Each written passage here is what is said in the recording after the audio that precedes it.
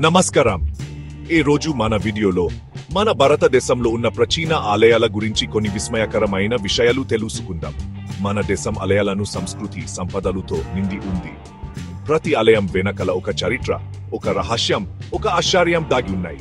ఈ ఆలయాల శిల్పం, స్థపత్యం, శాస్త్రజ్ఞానం చూసి మన పూర్వీకులు ఎంత గొప్పవగుల అని గుర్తుంచుకోవాలి. ఇప్పుడు మన భారతదేశంలో ఉన్న కొన్ని ఆశ్చర్యకర ఆలయాల గురించి తెలుసుకుందాం. ప్రతి ఆలయం ఒకేలా ఆశ్చర్యం, ఒకేలా విశేషం. ఈ ఆలయాల గురించి తెలుసుకోవటం వల్ల మన దేశం మీద, మన సంస్కృతి మీద ఇంకా ఎక్కువగా గౌరవం, అభిమానం పెరుగుతాయి.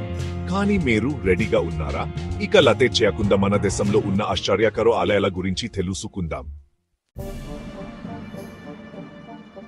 ముందుగా మనం చూద్దాం తంజావూరులో ఉన్న బృహదీశ్వర ఆలయం గురించి. ఈ ఆలయం 1000 సంవత్సరాల క్రితం చోళ రాజుల కాలంలో నిర్మించబడింది. ఈ ఆలయ నిర్మాణంలో చాలా అద్భుతాలు దాగి ఉన్నాయి. ఉదాహరణకు ఈ ఆలయ గోపురం ఒక గ్రానైట్ రాతితో చెక్కబడింది అని మీకు తెలుసా? అంతేకాదు, ఈ గోపురం మీద ఉన్న కలశం 8 టన్నుల బరువు ఉంటుందట. ఇంత బరువున్న కలశాన్ని అప్పటి కాలంలో ఎలా ప్రతిష్ఠించారో ఇప్పటికీ ఒక మిస్టరీ లానే ఉంది. ఇంకా ఆశ్చర్యకరమైన విషయం ఏమిటంటే ఈ ఆలయం మీద ఒక్క సూర్యకిరణ్ కూడా పడదేట. ఈ ఆలయ నిర్మాణంలో వాస్తు శాస్త్రాన్ని ఎంతో పాటించారని చెప్పుకుంటారు. యునెస్కో వారు ఈ ఆలయాన్ని ప్రపంచ వారసత్వ ప్రదేశంగా గుర్తించారు. మీకు తెలుసా ఈ ఆలయం నిర్మాణం పూర్తి చేయడానికి సుమారు 4 లక్షల టన్నుల గ్రానైట్ రాళ్లు ఉపయోగించారని. ఇక రెండోది ఒడిశాలోని కోనార్క్ సూర్య దేవాలయం. 13వ శతాబ్దంలో నిర్మించిన ఈ ఆలయం ఒక భారీ రథం ఆకారంలో ఉంటుంది. ఈ రథానికి 12 జతల చక్రాలు, 7 గుర్రాలు ఉంటాయి. ఈ ఆలయం సూర్యుని రథాన్ని సూచిస్తుంది. ఈ ఆలయంలో ఉన్న శిల్పకళ చాలా అద్భుతంగా ఉంటుంది. ప్రతి శిల్పం ఒక కన్ను చెబుతుంది. ఈ ఆలయం నిర్మాణంలో ఖగోళ శాస్త్రాన్ని కూడా ఉపయోగించారని చెప్పుకుంటారు. సూర్యోదయం మరియు సూర్యాస్తమయం సమయాల్లో సూర్యకిరణాలు ఆలయం లోపలికి వచ్చేలా నిర్మించారు. కానీ దురదృష్టవశాత్తు ఈ ఆలయం పూర్తిగా నశించిపోయింది. ఇప్పుడు మనం చూస్తున్నది ఆ ఆలయ శిథిలాలు మాత్రమే. చాప్టర్ 3. మూడోది మధ్యప్రదేశ్లోని ఖజురహో దేవాలయాలు. ఈ ఆలయాల శిల్పకళ చాలా ప్రసిద్ధి చెందింది. ఈ ఆలయాలపై చెక్కిన శృంగారభరితమైన శిల్పాలను చూడటానికి ప్రపంచ నలుమూల నుండి పర్యాటకులు వస్తుంటారు. ఈ ఆలయాలను చండేలా రాజులు 10వ నుండి 12వ శతాబ్దాల మధ్యకాలంలో నిర్మించారు. మొత్తం 8 ఆలయాలు నిర్మించినప్పటికీ ప్రస్తుతం 20 ఆలయాలు మాత్రమే మిగిలి ఉన్నాయి.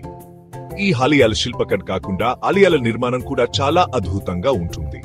ఈ ఆలయాలను నిర్మించడానికి ఇసుక రాయిని ఉపయోగించారు. ఈ ఆలయాలను యునెస్కో వారు ప్రపంచ వారసత్వ ప్రదేశంగా గుర్తించారు. చాప్టర్ 4. నాలుగోది తమిళనాడులోని మదురైలో ఉన్న మీనాక్షి అమ్మవారి ఆలయం.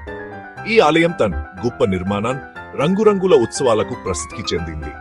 ఈ ఆలయాన్ని పాండ్య రాజులు నిర్మించారని చెప్పుకుంటారు. ఈ ఆలయంలో ఉన్న 1000 స్తంభాల మండపం చాలా ప్రసిద్ధి. ఈ మండపంలో ఉన్న ప్రతి స్తంభంలో ఒక కన్ను చెప్పే చిప్పం ఉంటుంది. ఈ ఆలయంలో ప్రతి సంవత్సరం జరిగే చిత్ర ఉత్సవం చాలా ప్రసిద్ధి. ఈ ఉత్సవాన్ని చూడటానికి ప్రపంచ నలుమూలల నుండి భక్తులు వస్తుంటారు. ఈ ఆలయంలో ఉన్న మీనాక్షి అమ్మవారి విగ్రహం పచ్చ రంగులో ఉండటం ఒక విశేషం. చాప్టర్ 5. చివరిగా మనం చూద్దాం ఒడిశాలోని పురిలో ఉన్న జగన్నాథ్ ఆలయం గురించి. ఈ ఆలయం తన వార్షిక రథయాత్ర ఉత్సవానికి ప్రసిద్ధి చెందింది. ఈ ఉత్సవంలో లక్షలాది మంది భక్తులు పాల్గొంటారు. ఈ ఆలయంలో ఉన్న జగన్నాథుడి విగ్రహం చాలా విచిత్రంగా ఉంటుంది. ఈ విగ్రహానికి చేతులు, కాళ్ళు ఉండవు. ఈ ఆలయం గురించి చాలా కథలు ప్రచారంలో ఉన్నాయి. ఈ ఆలయం నిర్మాణం గురించి కూడా చాలా రహస్యాలు ఉన్నాయి. ఈ ఆలయం నిర్మాణంలో ఏ రకమైన ఇనుమును ఉపయోగించలేదని చెప్పుకుంటారు. ఈ ఆలయం పైన ఉన్న జెండా ఎప్పుడూ గాలికి ఎదురుగా ఎగురుతూ ఉంటుందని చెప్పుకుంటారు. ఈ ప్రాచీన ఆలయాలు మన భారతదేశం ఎంత సమృద్ధమైన చరిత్ర కలిగిందో చాలా క్లియర్ గా చూపిస్తాయి. ప్రతి ఆలయం ఒకేలా ఆశ్చర్యం, ఒకేలా విశేషం. ఈ ఆలయాలను సంరక్షించుకోవడం మన అందరికీ కర్తవ్యం. ఈ వీడియో చూసి మీకు మన దేశం మీద, మన సంస్కృతి మీద ఇంకా ఎక్కువగా గౌరవం, అభిమానం పెరిగి ఉండొచ్చు. మీ ఫేవరెట్ టెంపుల్ ఏంటి? కామెంట్ లో తెలుపండి. మరో ఇంట్రెస్టింగ్ వీడియోతో మళ్ళీ కలుద్దాం. నమస్కారం.